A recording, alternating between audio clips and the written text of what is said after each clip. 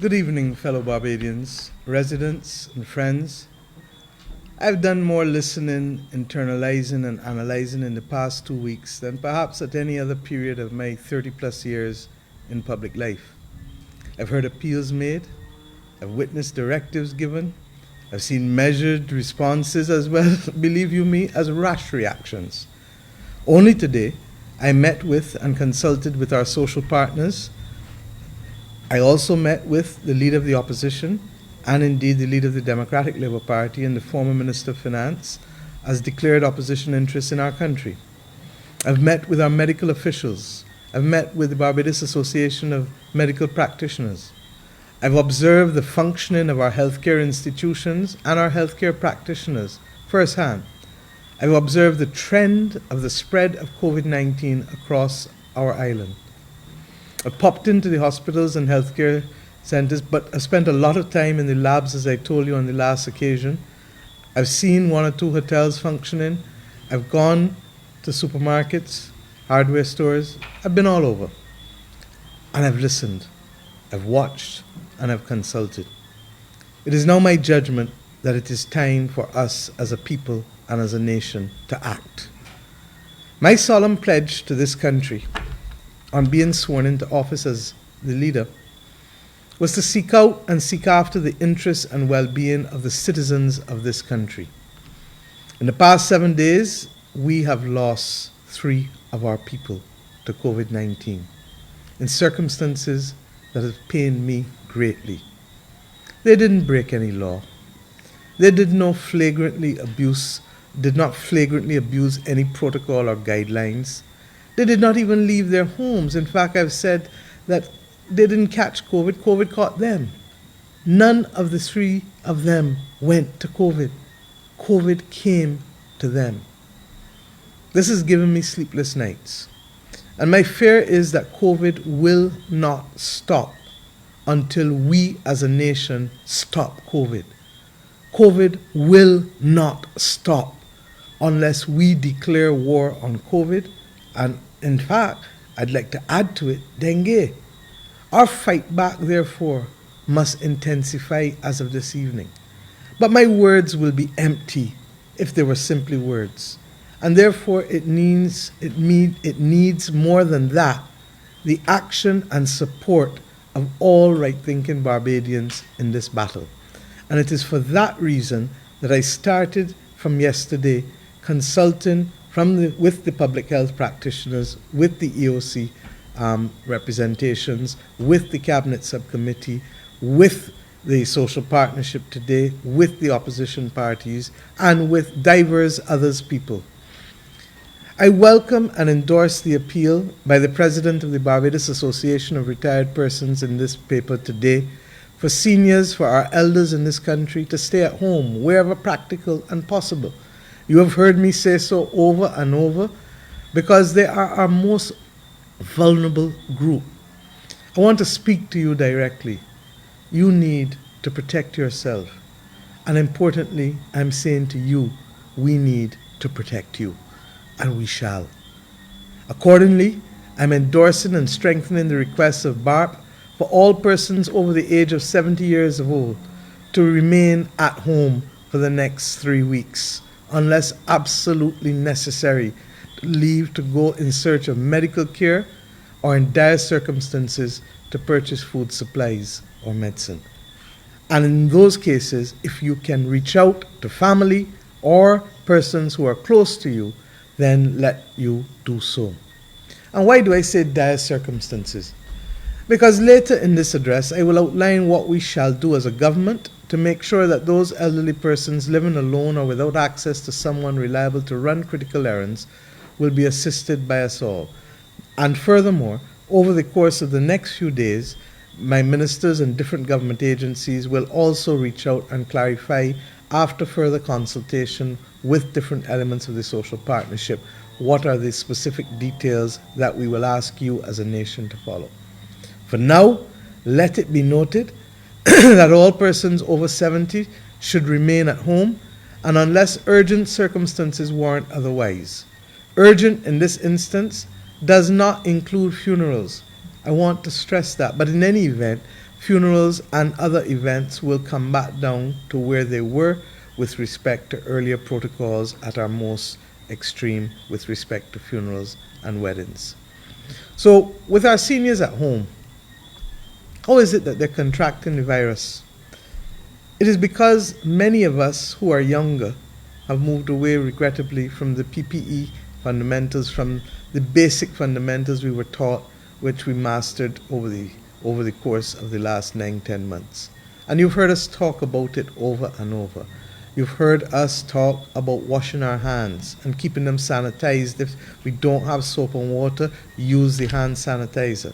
We talk about times when persons would come home and they would take off your outer clothes and leave them at the door and then go inside and go straight to the bath.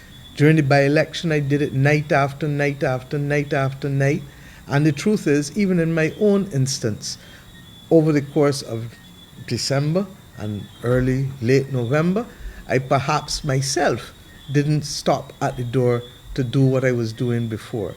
So I understand it when it happens across the board. And I understand that it is natural.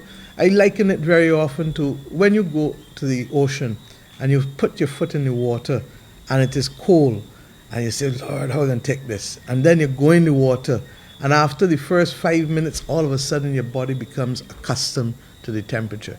The truth is, we become accustomed to most conditions, and unless we are reminded of it, unless we are focused on it, unless it is innate habit, then it becomes difficult to maintain it. And we get it, but we now have to recommit as a people to all of those things that we were doing before to ensure that we can truly protect those who are our elders as we were doing earlier when we started off.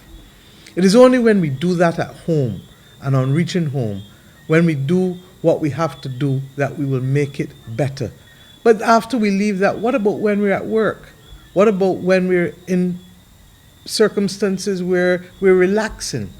It is what we do at those moments that count as well. When we're on the block, when we're doing other things or exercising with other people, what we do in the supermarket, what we do in the bus stand, what we do in the minivan or the bus itself.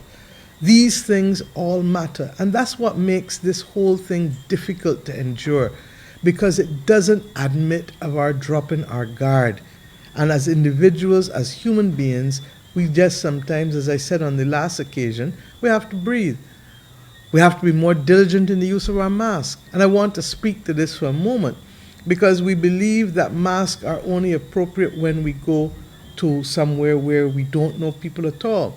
What we are seeing when you listen to Minister Bostic is that in some households, especially where family comes over to visit others, masks should still be remained. We can't enforce it in the house for you, but you have to do it for yourself, because the only person that you are harming when you don't do it is yourself.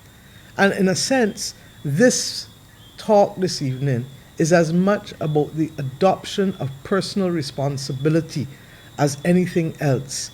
And I'll come back to it, because when we became independent, we did a wonderful job of telling people about our rights, but we didn't do as good a job of reinforcing what our responsibilities are. And as I've said on so many occasions, if we left a house unattended to, then it would start to fall apart on its own, because we're not maintaining it. Similarly, if we don't exercise responsibility first to ourselves, our bodies, to our families, to everyone in our immediate environment, our work colleagues, then we put them all at risk. And I can understand the notion of COVID fatigue. There's a point at which everybody across the world, not just here, fed up with COVID. And at that point, it would mean that many people would drop their guard and say, let me take it out here. Let me try a thing here. Let me socialize. Let me take off this mask for a minute. But we don't know when that one time is going to catch us. Yes, visitors came here to get away from the stresses in their own homeland, and they too dropped their guard. And I think we all know that. But we gain nothing at this stage by not going forward with a renewed commitment, honoring and respecting our protocols. Some of them dropped it, a lot of them maintained it. Some of us dropped it, a lot of us maintained it. But this thing requires the majority of us to adhere to the protocols. We hope all, but at least the majority of us, if we are going to get away from the onslaught of it. And this is not just in Barbados. We are seeing it not just in the region, not just in the Americas, across the UK and Europe, across Africa, across the entire world. So, what does that mean? We have to act. And we have to pause for a while to get our train back on track. We have to fight COVID-19 as the cunning enemy that it is. It's invisible. It comes upon us without us seeing it. We don't know, we can't see it. If we knew where it was, we'd lock it out the house. But regrettably, it's coming into the houses, as you've heard from Minister Bosket. All of us, therefore, will be called upon to play a part in the National Repair Program. It is local, as I said, it is global. And Barbados' brand, yes, has been damaged, but we will also get a chance to repair it in future. That is not our concern now. Our concern is Barbadian lives. Our concern is minimizing the numbers of persons who will go into ICU. And let me say up front that fortunately for us, we have no pressure on our primary and secondary intensive care facilities at Harrison's Point. Similarly, we have no difficulty across the board, but we do have some numbers that have been rising in the tertiary unit. And what is the tertiary unit? That is the place where people go who are not showing bad symptoms, and for the most part, no symptoms. Although we have learned that in some instances when people tell you that they have no symptoms, if you question them sufficiently, then you hear, oh shoot, I really couldn't taste nothing, or I had a nosebleed, or there's so many other things that we are learning that COVID presents itself with in terms of symptoms that we don't naturally associate with COVID, but may well be COVID. And that is why we are launching the war that we are launching tonight against COVID in our communities now. But before I get there, I want to start with those who are coming to our land, because we've made a determination after consultations as to how we will treat to this. First and foremost, persons visiting Barbados, as Barbadians coming home, as Barbadian residents, as persons who are long-stay residents but not Barbadian, as welcome stampers, as visitors, tourists. We love you, we welcome you, and the truth be told, we need you here. We really do. But we also want you to respect and adhere to our protocols and other regulations. And accordingly, therefore, effective February 3rd, all persons desirous of visiting Barbados shall be permitted to board a plane only if, as has happened before, they are in a possession of a negative PCR test. But I want you to listen to me carefully.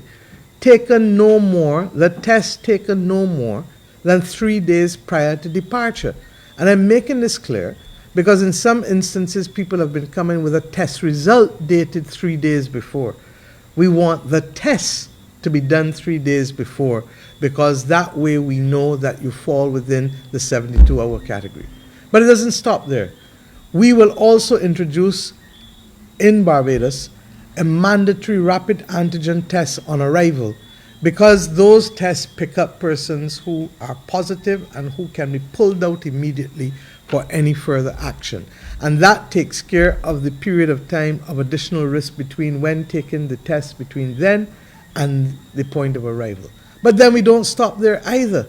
We are then saying that beyond that, once you have a negative test, you will then go to a government authorized quarantine center where you will then spend, and whether that is a free one or whether that is one where you pay, you will then spend a minimum of 5 nights before a PCR swab is then taken to determine whether you are suitable for safe exit from that facility. If you are positive with the rapid antigen test, then you must go immediately to Harrison's Point for assessment, because obviously you have, as others who have tested positive, to be assessed by the doctors to ensure that they can appropriately categorize where you are. And I say so because there is a view that a PCR or an antigen test is just a simple issue. It is not. The doctors have insisted on assessment of patients when they have tested positive so they may appropriately determine the type of care and the type of facility that is needed. So the two major changes as they relate to persons coming into Barbados are the mandatory antigen tests on arrival and the extension of mandatory quarantine from 2 nights to 5 nights for all visitors to Barbados. I want to say that we have also asked the Minister of Tourism and Civil Aviation to speak to the airlines because we recognize that we will need to reduce the number of flights coming in order to ensure that we meet reality. And let us be real. Once I finish tonight, there are not many persons who are going to willingly want to come to a country that is going to have an extended curfew as we will. And I will get to that very shortly. But equally, let us also be real. We can't shut down completely because we're an island. And there is no way any of us in this country can predict the combination or permutation of instances or opportunities or needs that we will have to deal with. And as a result, we keep the airport and air flights travel open, but we minimize significantly the numbers. Already, as we have spoken, our numbers have dropped significantly since the beginning of the year, and we are more seeing persons leaving the country, as I said, and we need to ensure that they can do so in as we require them to.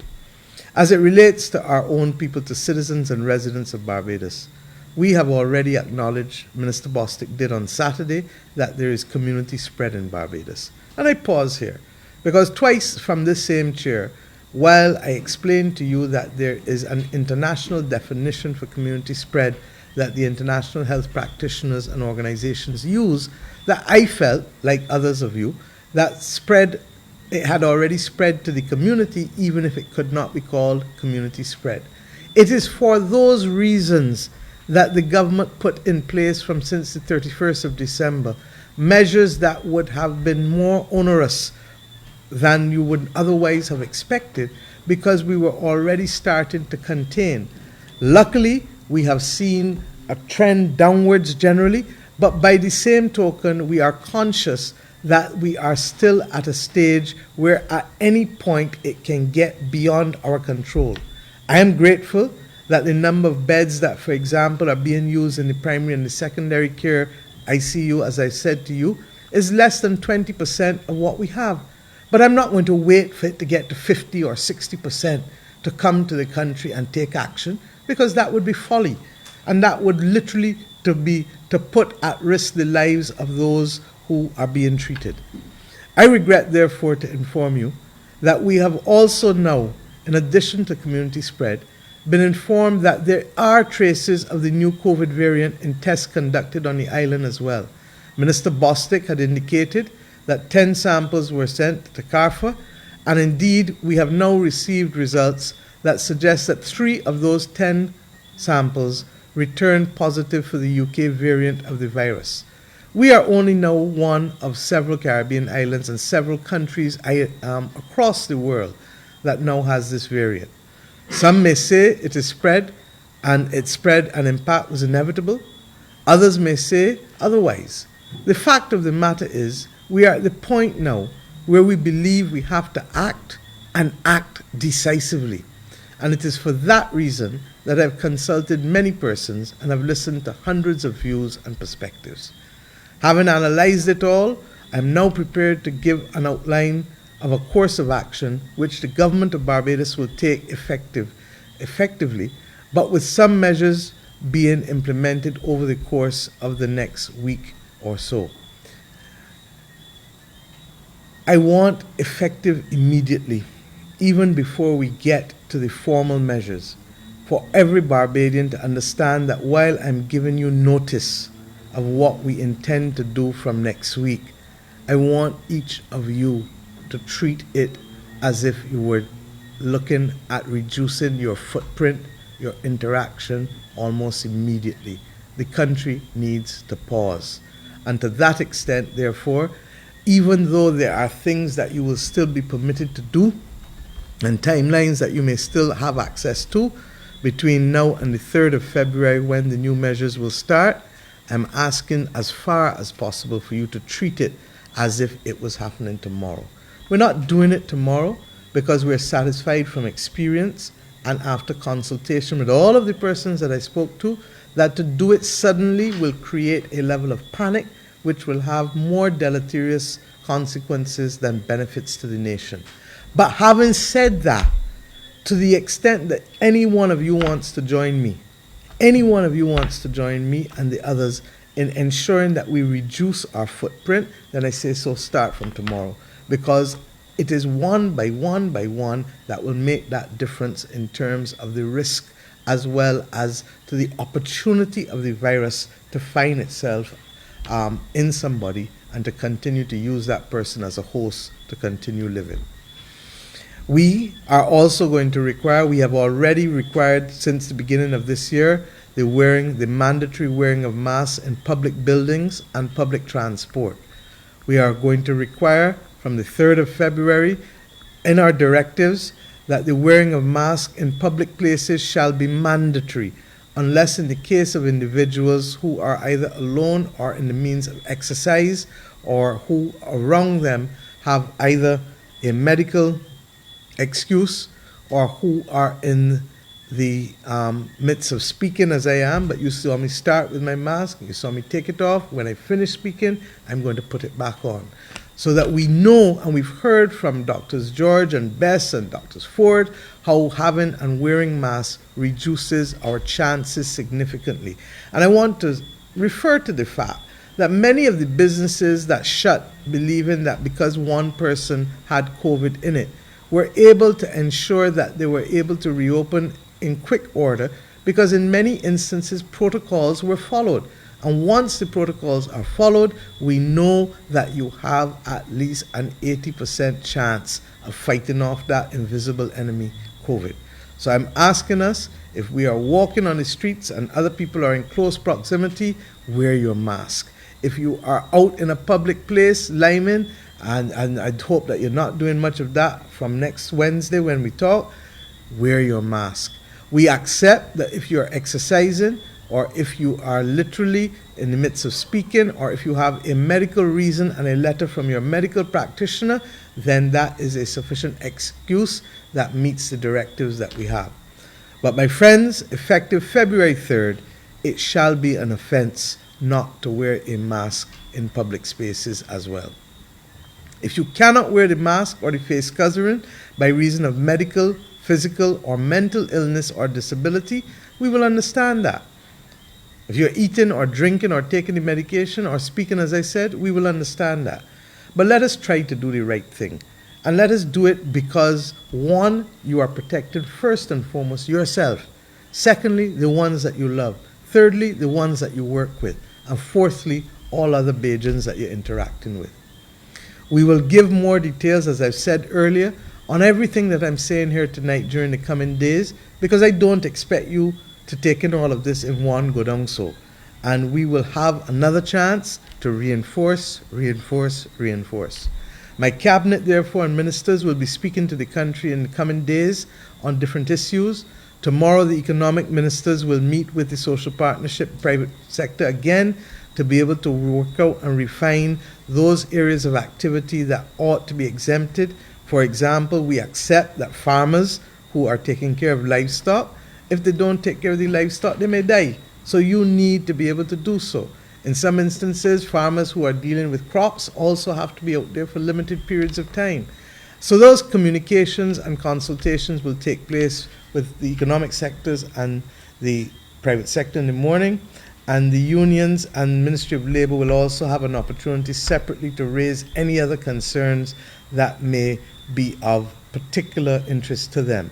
We have already had the private sector unions recognize with us that we may need to put special arrangements in place for those who will continue to work during this period of time, who may need for whatever reason to be tested, because we accept that they themselves need to be able to have access in and out in quick order if something happens. Trust me, my friends, we will give you everything that you need to protect yourself.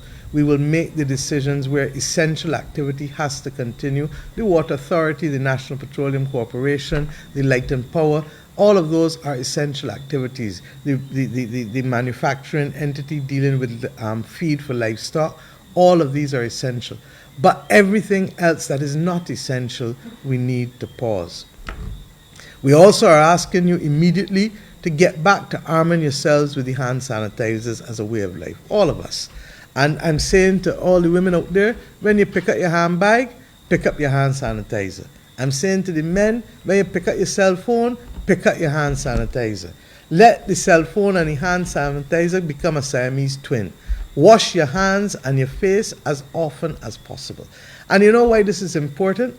This morning I chaired for the WHO, World Health Organization, and the Food and Agricultural Organization, and the Plant Health Organization, and United Nations Environmental Program, a Global One Health initiative that I'm chairing with the Prime Minister of Bangladesh.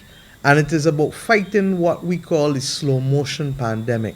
I've said it to you, I think, before, that we are fighting those viruses that we get in hospitals and elsewhere, that the antibiotics are simply not curing anyway. And when we have had family that have died in the hospital because the antibiotics are no longer resolving the infections that they have, it is only going to get worse and worse and worse. But the one thing that point that was being made over and over by all of the experts on the panel for the 2 days for yesterday, and I'm sure it will come up again tomorrow, is that we need to make sure that people take proper steps to sanitize. It is so basic that it is almost frightening that that is the strongest recurring message that we have to give to human beings across the world. And the problems that we will face from that don't only come from antibiotics, it comes from an overuse of disinfectant, it comes from an overuse of antifungals, antiviral medication, all of those things it comes from.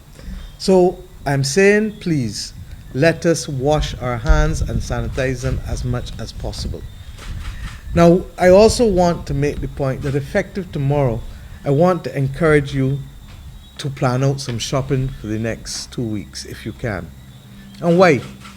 Because effective February 3rd, when we go into a period of advanced restrictions, pause, lockdown, call it whatever you want to call it, it's national stay home as far as possible, we are going to make sure that supermarkets will only be open for certain times, as I'm coming to.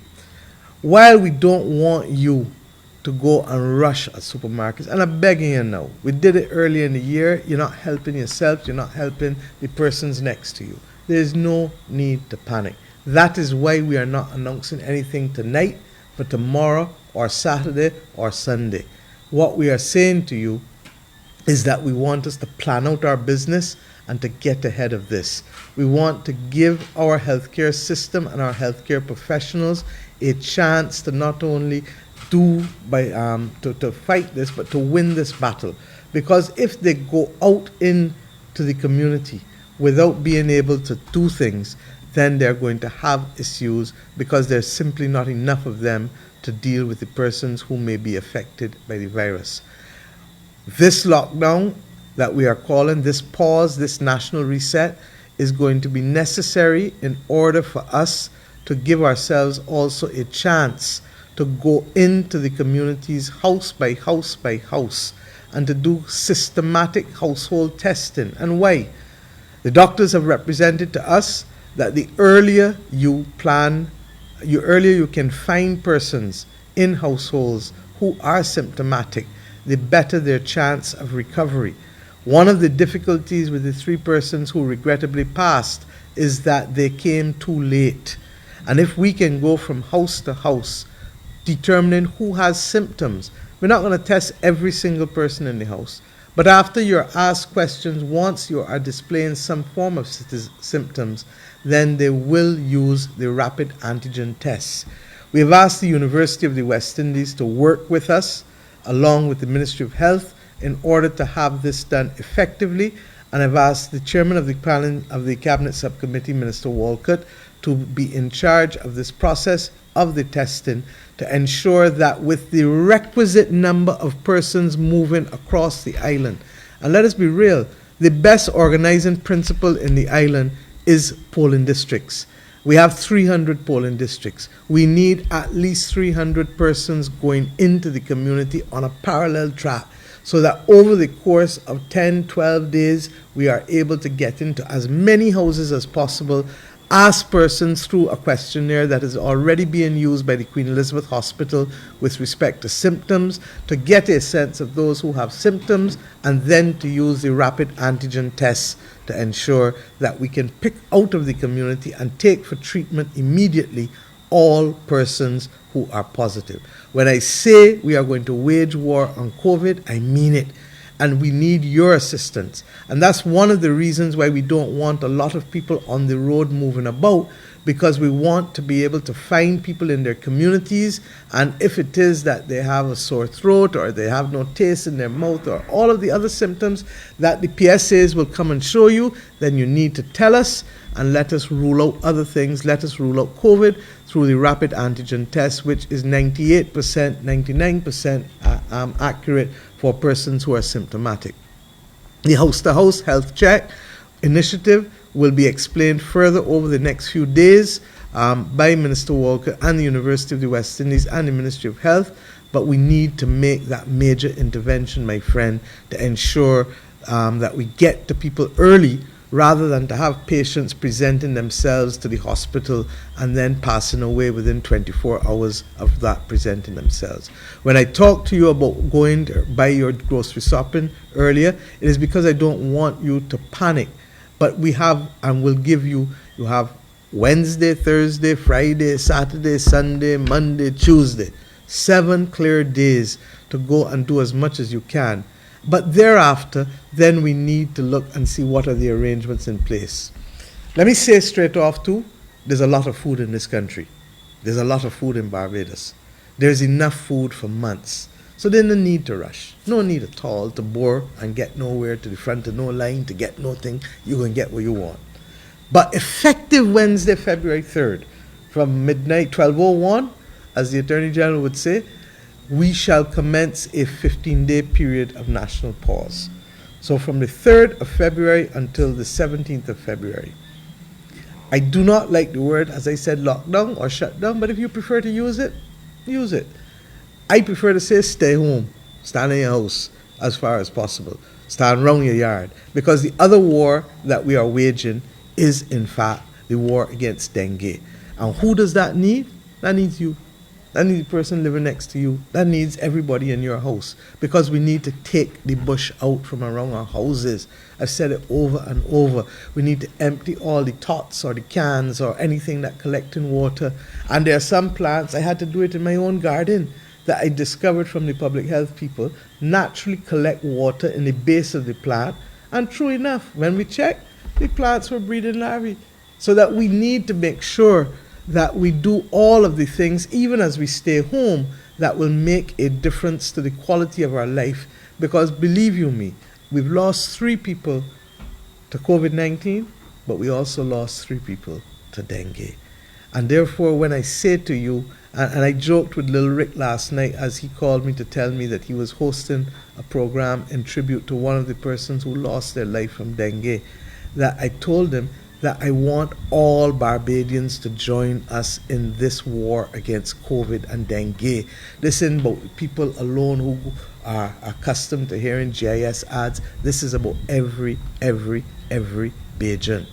But let me come back to the specifics, because I want us, as far as possible, to try to stay at home. Work, obviously, remotely from home for the public service, and those private sector entities that can accommodate work from home remotely should continue. And you know, most of us will continue to work as we have been doing. But where the businesses, social and commercial activity requires persons coming into stores or retail outlets, the Ministry of Health has been very, very clear that only supermarkets, pharmacies, gas stations, but not the convenience stores of gas stations, just the gasoline, diesel, and oil and car-related stuff, should remain open as we go forward. Similarly, all other activities other than those that will be exempted as essential activities, whether in the public or private sector, will continue.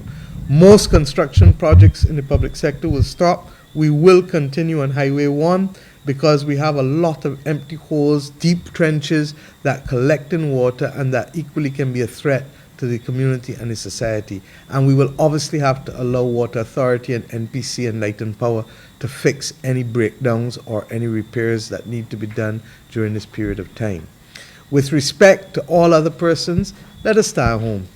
Let us treat it as stay-home days generally, particularly the first week.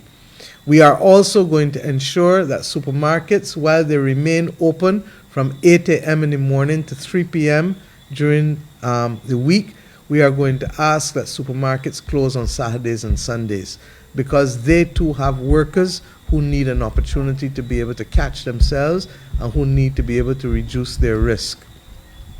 Similarly, however, pharmacies will remain open on weekends and gas stations will remain open on weekends. As I said, all of these details will be put together formally for you. But what we are essentially doing is saying to you, if you don't need to leave home at all, do not leave home. For the supermarkets, I asked you, go over the next few days and where you can, purchase. For those who can't afford, we understand and we will make sure, as I said, that there will be significant numbers of care packages that will be distributed, not this week, but next week, towards the end for all persons who are literally in need of it, whether through the Welfare Department, the Household Mitigation Unit, members of Parliament, or the political parties, having met with both the leader of both major political parties today. We are going to work together to make sure that we get there. There is generally a curfew that will be from 7 p.m. to 6 a.m. in the morning, other than those who have to be on the road and who have the requisite passes. Those who are not, I don't need to tell you that you will be subject to some kind of penalty if you break the curfew.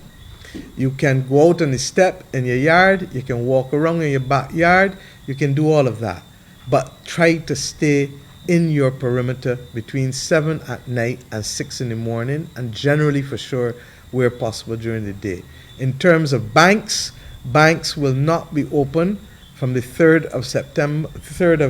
of February until the 9th of February. They will reopen on the 10th of February.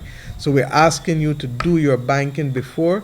Pursuant to that, we agreed this evening in the social partnership that the banks will start to cash pension checks that are dated February 1st from as early as day after tomorrow, Thursday. Similarly, the Post Office and the Chamber of Commerce has agreed to also ask supermarkets to also cash those pension checks dated February 1st from as early as Thursday. We do accept, however, that there may be some people who don't get this message, and that is why we are not starting this process of staying home from the 1st of February, but from the 3rd of February, to give everybody an opportunity to be able to do their banking business and to do whatever is necessary. But I'm asking you, please, as I said, let us please together work to ensure that we minimize the number of activity. There should be no driving around idly, no hanging about idly, no busting a line. Look, let us pretend, because if any of us got sick, we would have to keep low and we'd have to recover. And I want us to almost play as if we're sick for the next 3 weeks.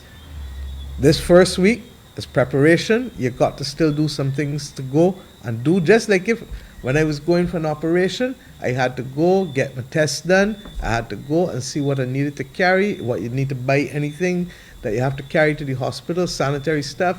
Most people got to buy new pajamas or nighties. We go and prepare ourselves because we know that for 7 days or for 14 days, or if we break a foot, you're a fellow on a motorcycle, you break your leg, you know that you can't do these things. So that I'm asking us, please, to prepare ourselves for this pause and to allow us to ensure that we can give our healthcare professionals the best chance at saving lives in this country and reducing the pressure on those who may have to go into ICU. My friends, I'm saying to you as well that we are satisfied that in spite of the fact that we have police and island constables, special constables, COVID monitoring unit, that we also are going to recognize that there is need for compliance, particularly when we start back work and for those who are still carrying out essential services.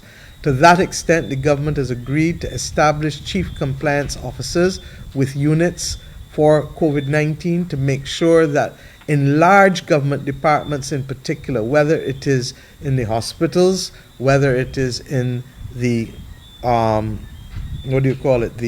the police and protective services, whether it is at the ports of entry, whether it is ultimately when we reopen in the markets, all of those things, that we need to make sure that people are complying with all of the protocols. And I'll be fair, for the most part, businesses in Barbados have literally been complying with the protocols. Where we have dropped our guard, as the Minister of Health has told us repeatedly, has been in the communities, on the ground, in the shops, in the blocks, all of those areas. And we will make sure that we aggressively enforce going forward, because the chances of persons getting ill when we don't enforce are simply too great. Now, I'm asking you as well to recognize that even with this aggressive enforcement, it needs your help and your support. There are going to be some difficult decisions that we've had to make. Markets are going to have to close for this period of time. Vending will have to shut down for this period of time. Public transport will have to go back to 60% of seated passengers in order to make sure that we don't put undue pressure. And why all of these things? Because that is the only way we give ourselves the best chance to fight it. We can't do 100% lockdown. Nobody in the world can. But we have to go as far as we can. And to that extent, shops also will not be allowed to be open for any purposes whatsoever in communities. Now, we know that that is going to be hard. And I've already given instructions, therefore, and this morning, the Minister in the Ministry of Finance, Ryan Strawn, met with Minister Simmons, Minister Ware, and Minister Humphrey to look at the whole issue of vending, and Minister Ford, because we recognize that we will have to put some kind of package in place for vendors and for shops and for different types of persons. The details of that are still being worked out, and that is why the meeting with the social partnership members is taking place tomorrow. But I want to tell you up front, we're not going to be able to give people what they want. We're going to have to be able to give people what they need, and it will not be the greatest amount, but it is a little something. And I say so conscious that if you get sick, you couldn't go to work anyhow, and nobody would be paying for you, especially if you were a vendor or if you had a shop. So we know that people have had to put up with difficulties going forward in the past. But for this period of time, the government will try to meet you part of the way by making sure that we can get something to you. We don't know if we'll be able to get it to everybody before we start or during while we start, but we will get it to you. And for the record, those who are wondering about what is happening with the persons from Old Year's Night, I asked the National Cultural Foundation to collect the data. As soon as we have it, the payments will be dispatched with respect to that.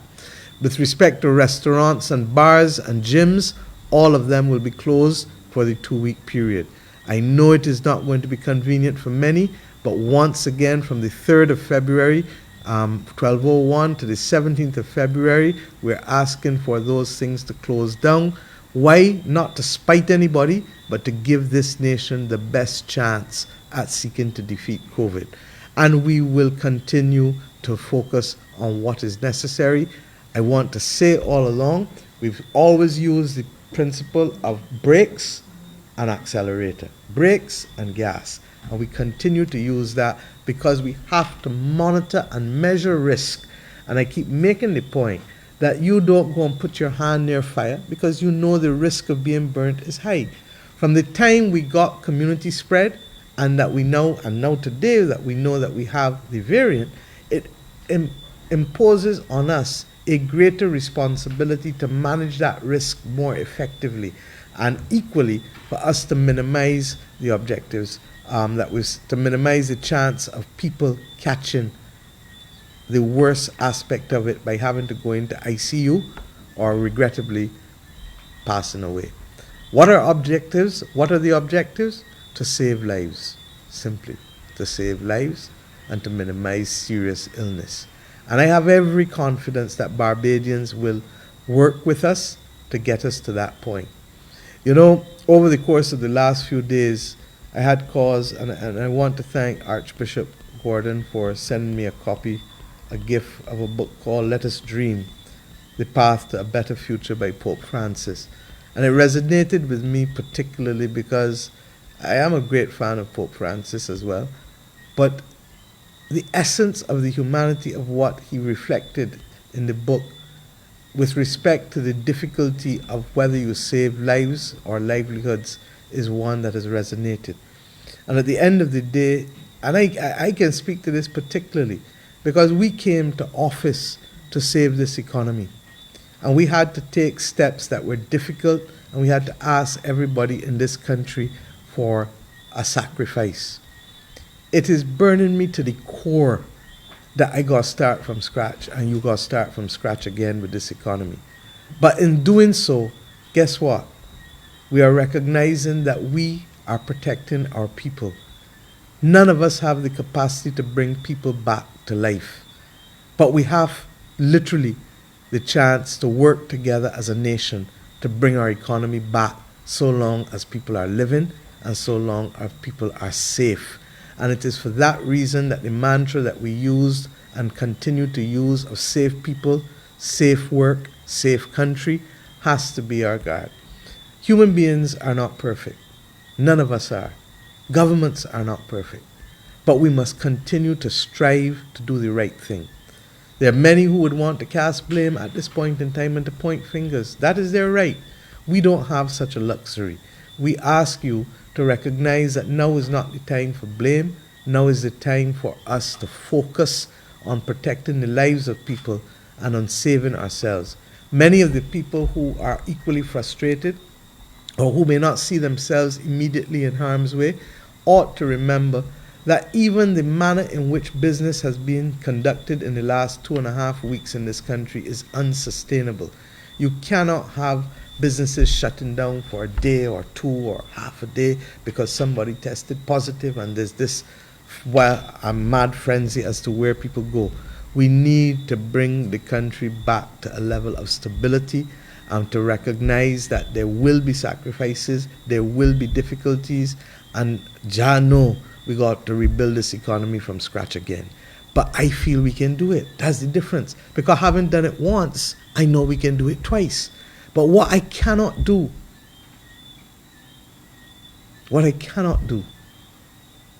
is to bring back those 3 people who have passed. I ask all Barbadians to recognize that we are in this together. Life has always been valued in this country. There are many nations across the world who have lost hundreds, thousands, and in some instances, millions. We've lost 10. But for us, that is 10 too many. We can't guarantee that we won't lose others, but we're going to guarantee that we fight like hell not to lose any. What will it cost us? Probably a significant amount. Probably close to $20-25 million over the next 2 weeks in all other kinds of ways, and probably deeper in terms of wider economic impact. But is it worth it? I want to tell you yes. I want to tell you yes. But if I say yes alone, it's not going to win the battle. The battle this time will only be won when the majority of all of us say yes. And I ask you tonight from where I sit here at Ilara Court to join us as I ask the leader of the opposition, the leader of the Democratic Labour Party. There may be much that divides us politically, but I'm satisfied that we live in a country where we are united in the saving of Bajan lives. There may be much that divides other people, but I want us to choose to save lives as our first objective. Our second objective must be to make sure that people do not get as seriously ill to end up in ICU. which means catching them early enough and working with us. If you know that you're not feeling well, now is not the time to hide in your house and hope that you're going to feel better. Now is the time to step forward. That is why we've also asked the hospital and the private doctors through BAMP to take the antigen tests so that they can test people. Because let's get real, nobody goes to a doctor if they are not sick in this time. Nobody is picking up and just going for a checkup in this time. So if you're going to a doctor or the hospital, let us apply the antigen test. It is not as good as the PCR, but what it is good at is picking up positives where people have symptoms. And I'm asking us, therefore, to work and to go where those things happen.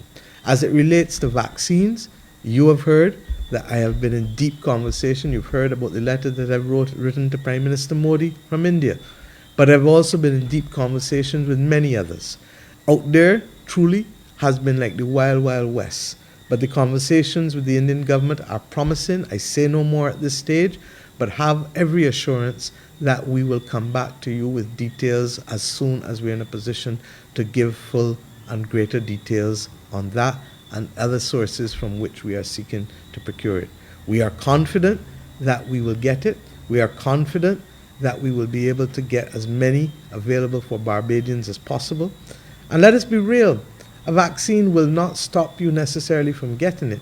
A vaccine, however, will stop you hopefully from dying or from going into ICU and making it perhaps a little more acceptable. It's like a common cold that all of us have become accustomed to dealing with throughout our lives.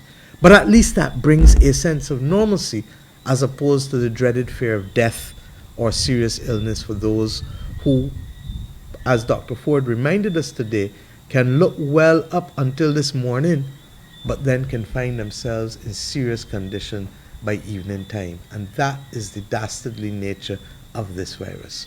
So my friends, this is a moment for our country to determine where we go. The one thing we know is that we never come out of a crisis the same way. We can come out better or we can come out worse. I'm asking you to choose to allow us to come out better. But I'm also asking you to reflect on this one thing, as I said. When we became an independent nation, we told people about rights, yes. We have, as a people, to understand that we are our brothers and our sisters' keeper. Pope Francis calls it fraternity. I prefer to talk about Ubuntu. You've heard me say it over and over. I am because we are. It is only in that sense of protecting and reaching out to each other that we have anything that is worth maintaining. And to that extent, I'm saying to you that maybe, just maybe, in the same way that we've recognized that this pandemic has come to give the earth a chance to breathe, that maybe this pandemic has come to also reinforce in us what truly matters in terms of our humanity, and to make us recognize that which all of our leaders have said from the time of independence. Maybe not sufficiently strong, but they have said nevertheless that we have to take responsibility first for ourselves, for our families, for our community, and for our country. I ask you, my friends, to join us at this juncture in our nation's history, to choose to come out of this crisis better, to choose to wage war on this invisible, cunning enemy called COVID and that of dengue through the mosquitoes, and to do so collectively, because I am confident, and I've seen it as we fought to rebuild this economy. When this country acts together as one, there is no battle that we cannot win. We may be bruised, we may be battered, but there is no battle that we cannot win. For sure, the economy is going to be seriously affected. But as we discussed with the International Monetary Fund Fiscal Affairs Mission up to yesterday, we must spend what we will. We shall keep the receipts and be accountable. But what we are not going to do, as Madam Kristalina Georgieva has said over and over in my discussions with her, we will not sacrifice people at the altar of expediency or at the altar of simply trying to hold on to a dollar that is likely to be lost because of the level of deaths in the long run. My friends, join me in this effort. It is going to be a difficult few weeks, but I have every confidence that we shall use it for renewal, We shall use it for recommitment. We shall use it to be able to go in the houses and find the persons who need help. We shall use it to be able to ensure that we can strengthen our resolve and strengthen ourselves to make Barbados safe from COVID, from dengue, and to make you have the possibility of a bright future yet again. I thank you, and may God bless our nation, and may we work together in this effort.